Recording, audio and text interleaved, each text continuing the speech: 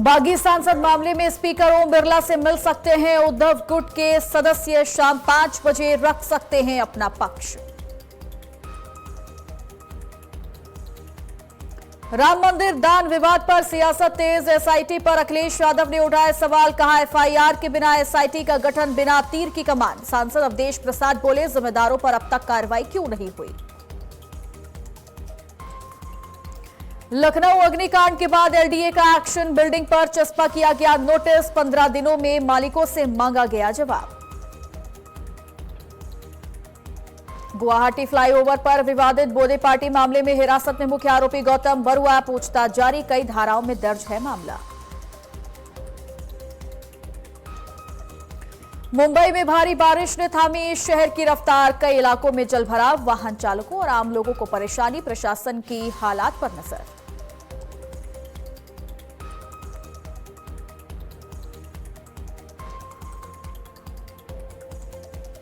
नमस्कार, स्वागत है आपका आज की खबर में। आपके साथ मैं हूं चित्रा सिंह और आप देख रहे हैं हमारा खास बुलेटिन। साथ ही अब आप जुड़ सकते हैं मेरे साथ भी मेरे सोशल मीडिया प्लेटफॉर्म से। नीचे दिए गए सोशल मीडिया हैंडल के जरिए आपको हम सीधा रांची लेकर के चलेंगे, जहां पर नियुक्ति पत्र वितरण कार्यक्रम का आयोजन किया गया और मुख्यमंत्री हेमंत सोरेन क्या कुछ करें आपको सुनवाते हैं। और देश की जो अर्थव्यवस्था की पहिए घूमते हैं उसके उसी हिस्से में से एक हिस्सा आपको भी मिलता है, हमें भी मिलता है। तो इस बात को हम जरूर ध्यान रखें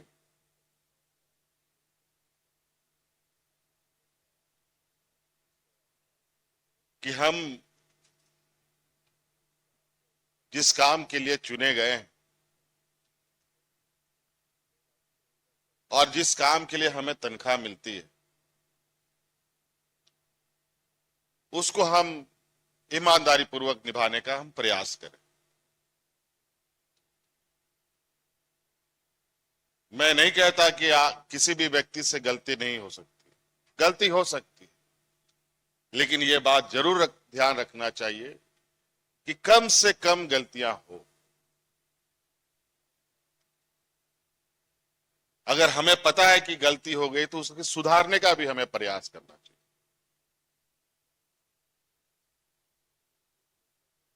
नहीं तो पता चलता है कि अच्छा ये काम मेरे विभाग मेरे हम कर सकते हैं लेकिन मेरे ये का हिस्से का नहीं है तो हम नहीं करेंगे।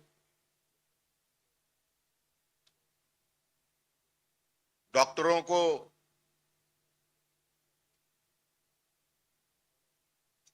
हम सभी लोग भगवान का रूप मानते हैं। कितनी आशा उम्मीद के साथ लोग आते हैं, आप इससे अंदाजा लगा सकते हैं।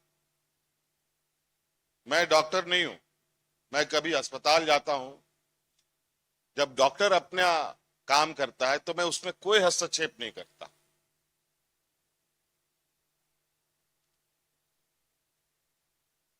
क्योंकि मुझे पता है कि मैं उनके प्रोफेशन का नहीं हूं।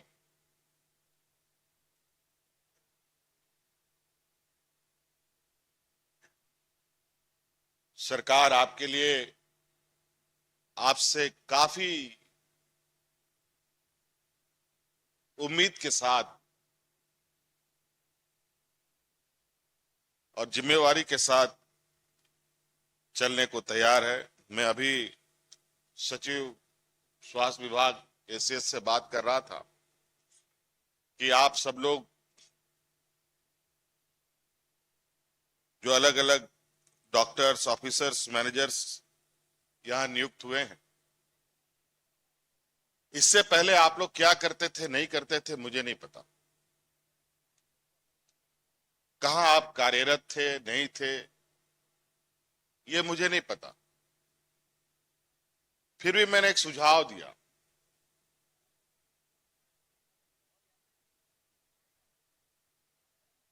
कि आज स्वास्थ्य विभाग को बेहतर करने के लिए हम क्या क्या नए आयाम जोड़ सकते हैं, क्या नए तरीके से चीज को इनको और किया जा सकता है। हमने कहा कि जितने भी ये अभ्यर्थी हैं जो नवनियुक्त हुए हैं, इनको अलग अलग ग्रुपों में बांटिए और इनको देश के अलग अलग कोनों में बेचकर बड़े अस्पतालों में, बड़े संस्थानों में वहां कैसे चीजें चलती है उनको भी उन जगहों पर जाकर के सिखाने का, उनको उनके साथ भी रूबरू होने का आप लोग काम करें। हो सकता है कि वहां आज के दिन में कुछ इस तरीके से कार्य हो रहे हैं जहां हमारे और उनमें बहुत फर्क है। वो फर्क क्यों है इसकी भी जानकारी मिलेगी।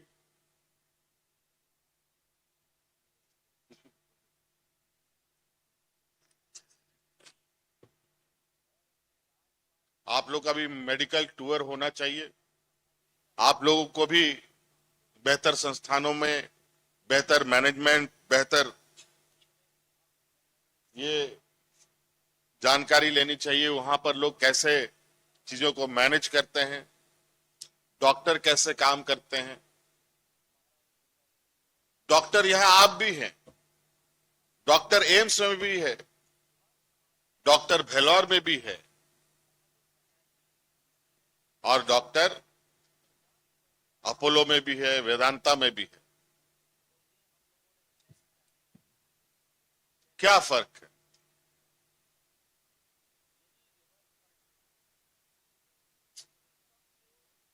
वो भी तनख्वाह लेते हैं, आप भी तनख्वाह लेते हैं और लगभग आज, हाँ ये बात जरूर है,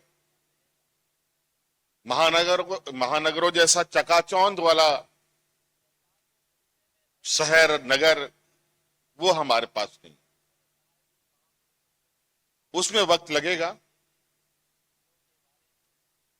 लेकिन हर चीज उपलब्ध रहे और काम किया जाए तो उसमें चैलेंज ही क्या।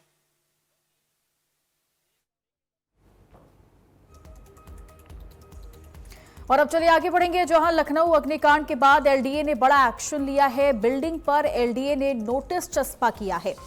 आवासीय नक्शे पर कॉम्प्लेक्स बनाने पर नोटिस चस्पा किया गया, जिसमें 15 दिन में मालिकों से जवाब मांगा गया है और जवाब नहीं मिलने पर बुलडोजर एक्शन की तैयारी की गई है। लखनऊ अग्निकांड पर एलडीए की जांच रिपोर्ट में 18 अधिकारी दोषी पाए गए हैं, जिसमें 5 जोनल अधिकारियों के साथ साथ 18 अधिकारी दोषी करार दिए गए हैं। तो अब लखनऊ में देखिए, अग्निकांड के बाद जो बड़ा हादसा अलीगंज के कोचिंग सेंटर में हुआ, उसके बाद अब एलडीए ने बड़ा एक्शन लेते हुए नोटिस चस्पा किया है।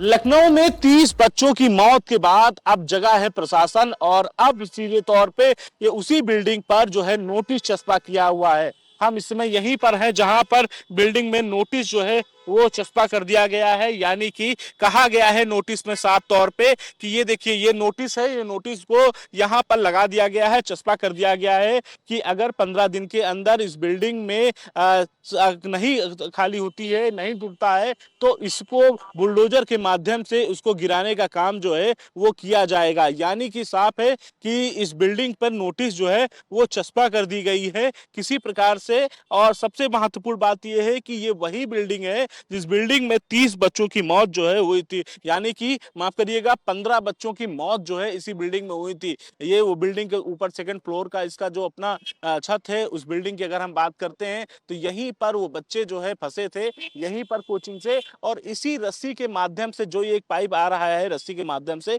यहीं से बच्चे कूदते हुए नजर आ रहे थे उस वीडियो में। लेकिन साफ तौर पे अब इस बिल्डिंग को लेकर के एलडीए की निगाहें टेढ़ी हो चुकी हैं, क्योंकि कहीं ना कहीं मुख्यमंत्री योगी आदित्यनाथ के निर्देश के बाद से ये कहा जा सकता है कि अब इस बिल्डिंग का ध्वस्तीकरण भी होगा। यानी कि अगर 15 दिन के अंदर कोई कागजी कार्रवाई नहीं करते हैं बिल्डिंग के मालिक जो है, तो अब उसके ऊपर कार्रवाई करने के लिए एलडीए जो है पूरी तरीके से बाध्य होगा। हालांकि इस नोटिस को चस्पा कर दिया गया है और नोटिस के बाद अब कार्रवाई जो है वो तेज हो जाएगी, क्योंकि कहा जा सकता है कि जिस तरीके से ना इनके पास फायर की नोसी थी और ना ही कोई एंट्रेंस का ऐसा कोई रास्ता था जिससे वो बाहर बच्चे निकल सकते थे, बगल की दीवार को तोड़ करके, दूसरी दीवार की छत को तोड़ करके तब यहाँ पर लोग पहुंचे हुए थे। लेकिन साफ तौर पे ये कहा जा सकता है कि एलडीए अब इस पे कार्रवाई करने के लिए पूरी तरीके से तैयार है। एलडीए ने नोटिस भी चस्पा कर दिया है। अगर 10 दिन के अंदर जवाब नहीं मिलता है तो इस बिल्डिंग को ध्वस्त किया जाएगा।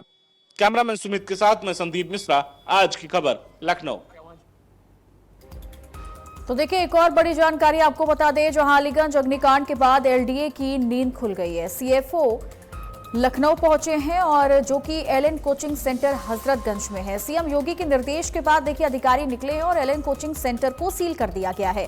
हालांकि राजधानी के कई और इलाकों में अभियान चलाया जा रहा है और बताया जा रहा है कि कई ऐसे संस्थानों को अब सील किया जा सकता है जहां पर सुरक्षा मानकों का उल्लंघन किया गया होगा। अभी हमने पूरा निरीक्षण किया, ऊपर क्लासेस भी चल रही हैं और काफी बच्चे पढ़ाई कर रहे हैं। अभी नक्शे में विचलन पाया गया है, इसलिए हमने इनको 4 बजे शाम तक का टाइम दिया है कि तब तक खाली कर दें, उसके बाद सीलिंग की कार्रवाई की जाएगी। तो इन्होंने कहा कि लगभग 2-3 घंटे लगेंगे क्योंकि बच्चे ज्यादा हैं, ट्रांसपोर्ट करना होगा उनका, बाहर जो भी प्रक्रिया भेजते हों, तो 4 बजे तक का टाइम दिया गया है। नक्शा इनका पास है, लेकिन जिस पर्पस के लिए उपयोग हो रहा है उसके लिए पास नहीं है। फायर नॉर्म्स लगभग पूरे हैं, थोड़ी बहुत त्रुटियां हैं वो मान लो सुधारी जा सकती है। ऊपर ऑफिस में पास है, लेकिन कोचिंग के क्लासेस यूज हुई है। देखिए, प्रैक्टिकली रूप से देखें तो निकलने के काफी स्कोप है। अगर आप ऊपर जाते काफी चौड़ी है, लेकिन नक्शा पास नहीं है तो उसके लिए फिर कंपाउंडिंग करा लेंगे। फिर अभी हमें और भी बिल्डिंग में जाना है, तो एक ही जगह आप लोग ज्यादा टाइम लगा रहे हैं, ठीक है। अभी फिलहाल निष्कर्ष ये है कि इनको 4 बजे का टाइम दिया गया है क्योंकि बच्चे काफी ज्यादा ऊपर हैं। 4 बजे इसको सील किया जाएगा। अलीगंज में 15 बच्चों की मौत के बाद अब जो है एलडीए प्रशासन और फायर सेफ्टी के लिए लगातार अभियान चलाया जा रहा है। जिस तरीके से उत्तर प्रदेश के मुख्यमंत्री योगी आदित्यनाथ ने इन अधिकारियों को निर्देश दिए हैं और लगातार अभियान चलाने की बात कही है, उसी तर्ज की बात करते हैं तो आज एलएन की स्कूल कोचिंग सेंटर पर अब यहाँ पर टीम पहुंची हुई है और यहाँ पर टीम पहुंच करके सील कर दिया है। यानी कि एलएन कोचिंग को सील कर दिया गया है क्योंकि मानक के विपरीत यहाँ पर कोचिंग संचालित हो रही थी। यहाँ पर इससे पहले बैंक हुआ करती थी, बैंक के मानकों के अनुसार जो है इसको संचालन किया जा रहा था, लेकिन कहीं ना कहीं मानक पूरे न मिलने के कारण एलएन कोचिंग को फिलहाल के लिए सील कर दिया गया है। जब तक ये अपना पूरा कार्य नहीं कर लेते हैं तब तक इनकी कोचिंग को सील कर दिया गया है। यहाँ पर जो बच्चे पढ़ रहे हैं उनको घर भेजने के लिए कह दिया गया है क्योंकि यहाँ पर आईआईटी नीट और जेईई नीट के लिए बच्चे जो है यहाँ पर पढ़ाई करने के लिए आते थे। इसके साथ साथ बिल्कुल ठीक सामने कोचिंग है, वहां पर भी टीम जो है लगातार जो है जांच कर रही है।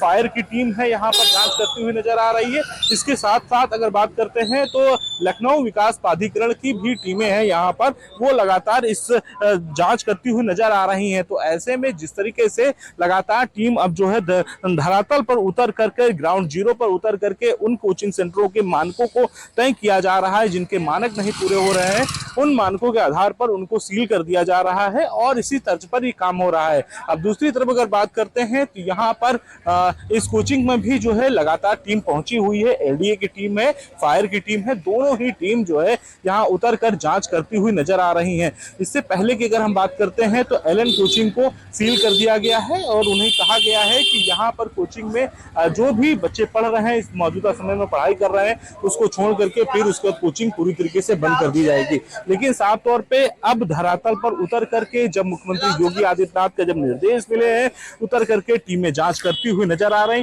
मानक की कमी मिल रही है तो उन पर कार्रवाई की जा रही है। अगर फायर में एनओसी नहीं मिल पाई है या फायर सेफ्टी को लेकर के अगर दिक्कतें हैं तो उसको भी कार्रवाई की जा रही है।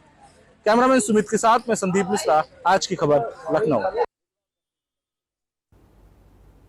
लखनऊ में कोचिंग संस्थानों के खिलाफ प्रशासन का अभियान लगातार तेज होता जा रहा है। मुख्यमंत्री योगी के निर्देश पर चल रही कार्रवाई के तहत हजरतगंज स्थित ग्रेविटी कोचिंग सेंटर को सील कर दिया गया। लखनऊ विकास प्राधिकरण की जांच में संस्थान में मानकों और फायर सेफ्टी से जुड़ी खामियां सामने आई। तो वहीं एलएन, मोशन और आकाश कोचिंग संस्थानों को निर्धारित समय तक भवन का नक्शा दिखाने के निर्देश दिए गए। अधिकारियों ने चेतावनी दी है कि समय सीमा के भीतर दस्तावेज नहीं दिखाने गए तो सख्त कार्रवाई की जाएगी। तो वहीं लखनऊ अग्निकांड के बाद सुरक्षा मानकों को लेकर प्रशासन पूरी तरह सख्त रुख अख्तियार किए हुए है। लखनऊ के अलीगंज कोचिंग अग्निकांड के बाद अब हरदोई में कोचिंग सेंटरों की सुरक्षा व्यवस्था की पड़ताल तेज कर दी गई है। दमकल विभाग ने जिले भर में विशेष निरीक्षण अभियान शुरू किया है। जांच के दौरान कई कोचिंग संचालक अपने संस्थानों पर ताला लगाकर मौके से नदारद मिले। निरीक्षण में कुछ कोचिंग सेंटर बेसमेंट में संचालित होते पाए गए, जो सुरक्षा के लिहाज से बेहद गंभीर मामला माना जा रहा है। अब तक 15 संस्थानों की जांच में कई जगह फायर सेफ्टी और अन्य नियमों की अनदेखी सामने आई है। इस पर अधिकारियों ने साफ कहा है कि सुरक्षा मानकों का उल्लंघन करने वाले संस्थानों पर सख्त कार्रवाई की जाएगी। लखनऊ में 22 तारीख को अग्निकांड की घटना घटित हुई। उसी के परिप्रेक्ष्य में आज जनपद हरदोई में कोचिंग सेंटर का निरीक्षण किया गया। ज़्यादातर कोचिंग सेंटर वाले ताला लगाकर भाग गए हैं। उनसे संपर्क किया जा रहा है, उनको बुलाया जा रहा है, कोचिंग की निरीक्षण किया जा रहा है। कुछ कोचिंग सेंटर बेसमेंट में संचालित हैं, उनके विरुद्ध नियमानुसार विधिक कार्रवाई की जाएगी तथा लगभग हमने अभी 15 कोचिंग सेंटरों का निरीक्षण कर लिया है। उनमें लगभग 5-6 अग्निशमन मानक उनमें नहीं पाए गए, ना ही वो नियमानुसार पाए गए। उसमें नियमानुसार विधिक कार्रवाई की जाएगी। और इस वक्त अखिलेश यादव प्रेस कॉन्फ्रेंस कर रहे हैं, क्या कुछ वो कह रहे हैं आपको सुनवाते हैं। इसलिए जा रहे हैं कि इन्हें पता लग गया है कि समाजवादियों को रामेश्वरम कैफे का डोसा, इडली वड़ा, केसरी बात बहुत अच्छा लगता है। ये डोसा खाने जा रहे हैं। जब सरकार जानी है, चुनाव नवंबर में होने हैं, तब इन्वेस्टमेंट कौन लेके आएगा? ये जमीन बेचने वाले लोग, जंगल को खत्म करने वाले लोग, वो क्या इन्वेस्टमेंट लेकर के आएंगे? और इन्वेस्टमेंट आया होता तो नौकरी रोजगार मिलते। कहां है नौकरी रोजगार? और हमें दुख है इस बात का कि अलीगंज में जो घटना हुई है, सब बच्चों की जान बचाई जा सकती थी। क्योंकि जब अखबारों की रिपोर्ट और लोगों से जानकारी हासिल करते हैं, अगर समय पे पुलिस प्रशासन, सरकार ने सुरक्षा नियमों का पालन करवाया होता तो ज्यादातर बच्चों की और वहां जिन्होंने जान खोई सबकी जान बचाई जा सकती थी। जो हादसा हुआ है कोई सामान्य हादसा नहीं है। अगर सरकार पहले ही जाग जाती, जब पहले हादसा हुए हैं, लखनऊ में कोई पहला हादसा नहीं हुआ है।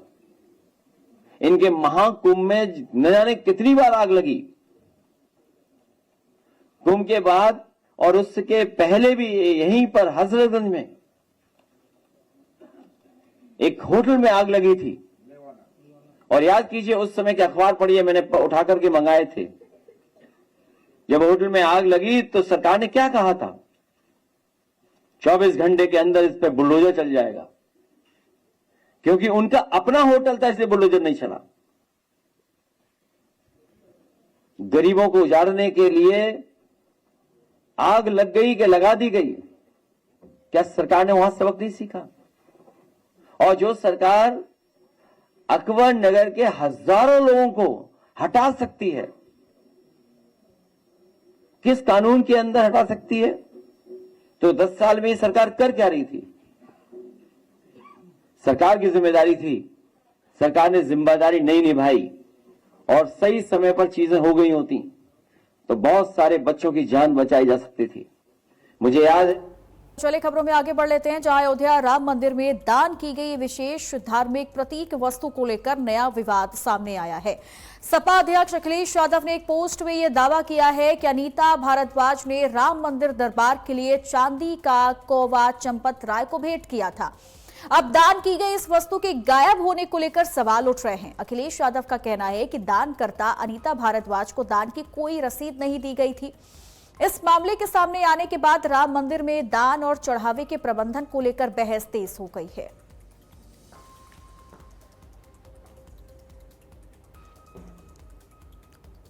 तो आपको हम तस्वीरें भी दिखा रहे हैं। पहली तस्वीर अनीता भारद्वाज और चंपत राय की, जब उन्होंने ये चांदी का कौवा चंपत राय को दिया था। और दूसरा हम आपको अखिलेश यादव का पोस्ट दिखा रहे हैं, जिन्होंने इस बात का जिक्र करते हुए तमाम आरोप भी लगाए हैं और सीधे तौर पर एसआईटी का भी इसमें जिक्र किया है, जो हम आपको अखिलेश यादव का पोस्ट दिखा रहे हैं। और उन्होंने खुलासे की बात भी की है। साथ ही साथ अखिलेश यादव ने कहा कि एसआईटी की जांच में तमाम खुलासे होने चाहिए जो अब तक नहीं हो पाए हैं।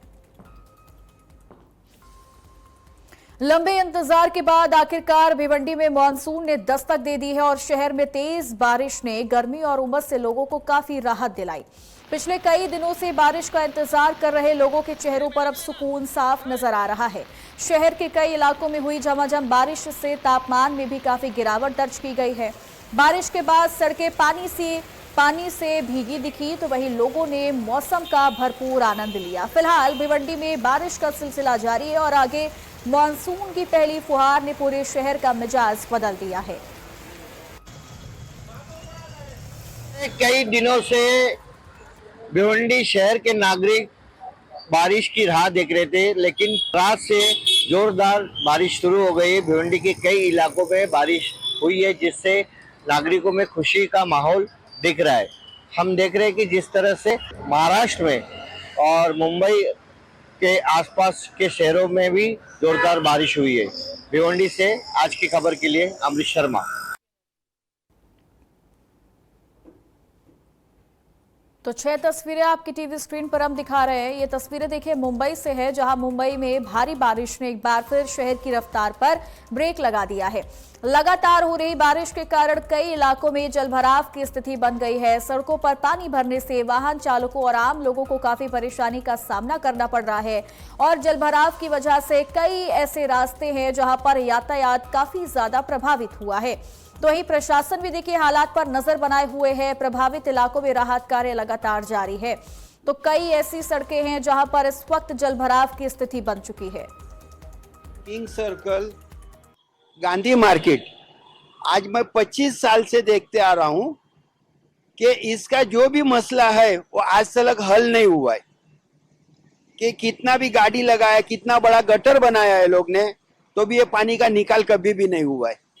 और ये एक ही बारिश में 2026 में एक ही बारिश में ये हाल हो गया, तो अभी तो पूरी सीजन बाकी है। तो यहाँ की गवर्नमेंट क्या कर रही, यहाँ के नगर सेवक क्या कर रहे, यहाँ के आमदार खासदार क्या कर रहे, इसके ऊपर कोई ये नहीं है। महाराष्ट्र के उल्हासनगर नाले की सफाई के दौरान पोकलेन मशीन के बकेट में बच्चों को बैठाकर घुमाने का वीडियो वायरल हुआ है। वीडियो में ठेकेदार के कर्मचारियों की लापरवाही और गैर जिम्मेदाराना रवैया साफ दिखाई दे रहा है। भारी मशीनरी के साथ किया गया ये खतरनाक सफर किसी बड़े हादसे का कारण बन सकता था। मामला सामने आने के बाद युवा सेना ने ठेकेदार के खिलाफ कड़ी कार्रवाई और एफआईआर दर्ज करने की मांग की है। तो वहीं अब सभी की नजरें महानगर पालिका प्रशासन और पुलिस की अगली कार्रवाई पर टिकी है। रेसिडेंसी के पास राजीव गांधी नगर है, वहां पे नाले की सफाई करने के दौरान जेसीबी ऑपरेटर बच्चों को उसमें बैठा के झूला देते हुए दिखाई दिया गया है। तो उसके खिलाफ हमने पुलिस स्टेशन में और आयुक्त मैडम से कंप्लेंट की गई। मेरे पास तो आई विटनेस है जिसने वो वीडियो शूट किया है, उसने क्लियर देखा है वो बच्चों को उसमें रोटेट कर रहा था इधर से उधर। जब वो वीडियो बनता हुआ देखा। और इस बीच एक बड़ी जानकारी आ रही है कोलकाता से, जहां पर निर्माणाधीन गोदाम गिर गया है। ताराताला इलाके में देखिए गोदाम गिरा है जिसमें कई लोग फंसे हुए हैं और रेस्क्यू ऑपरेशन किया जा रहा है। तो बड़ी जानकारी देखिए कोलकाता से आ रही है, जहां पर एक निर्माणाधीन गोदाम गिरने से बड़ा हादसा हो गया है और इसकी तस्वीरें भी आपको हम दिखा रहे हैं। ताराताला इलाके का ये पूरा मामला है। आज की खबर की टीवी स्क्रीन पर ये एक्सक्लूसिव तस्वीरें हम आपको दिखा दें। हालांकि राहत बचाव कार्य फौरन से शुरू किया गया है, प्रशासनिक दल भी यहां पर मौजूद है और बताया जा रहा है कि कई लोग इस वक्त इस गोदाम में फंसे हुए हैं, जिन्हें बाहर निकालने का प्रयास भी किया जा रहा है, यानी रेस्क्यू ऑपरेशन जारी है। तो बड़ी जानकारी कोलकाता के ताराताला इलाके से आ रहा है, जहां पर निर्माणाधीन गोदाम गिरने से बड़ा हादसा हुआ है और तस्वीरें आपकी टीवी स्क्रीन पर हम दिखा रहे हैं, जहां पर आप खुद देख सकते हैं कि यहां पर इस वक्त हालात क्या बने हुए हैं। निर्माणाधीन गोदाम गिर चुका है। हालांकि इसके पीछे का कारण क्या है ये फिलहाल अभी जांच का विषय है। कितने लोग अंदर फंसे हुए हैं ये अभी भी साफ नहीं हो पाया है, लेकिन बड़ा ये गोदाम है जो तस्वीरों को देखकर अंदाजा लगाया जा सकता है। एम्बुलेंस की गाड़ियां देखिए यहां पर भी पहुंची हुई हैं। भारी भीड़ नजर आ रही है, आपको चौतरफा यहां पर लोगों की मौजूदगी नजर आएगी, जहां पर राहत बचाव कार्य भी शुरू किया गया है। लेकिन जो स्थानीय लोग हैं वो भी इस वक्त यहां पर जुटे हुए हैं और ये प्रयास किया जा रहा है कि इस वक्त गोदाम के भीतर जितने लोग फंसे हुए हैं उन्हें सकुशल बाहर निकाल लिया जाए। लेकिन अभी कितने लोगों की संख्या है, कितने लोग इस गोदाम में अंदर फंसे हुए हैं, कितने लोगों को बाहर निकाला जा चुका है, ये गोदाम आखिरकार किस वजह से गिरा, इसके पीछे का कारण क्या रहा है, ये अभी तक स्पष्ट नहीं हो पाया है, चूंकि ये जांच का विषय है। और अब देखना होगा कि राहत बचाव कार्य में कितने लोगों को सकुशल बाहर निकाला जा सकता है। एक्सक्लूसिव तस्वीरें आपकी टीवी स्क्रीन पर हम दिखा रहे हैं। कोलकाता के तारा ताला इलाके में निर्माणाधीन गोदाम गिरने से बड़ा हादसा हो गया है।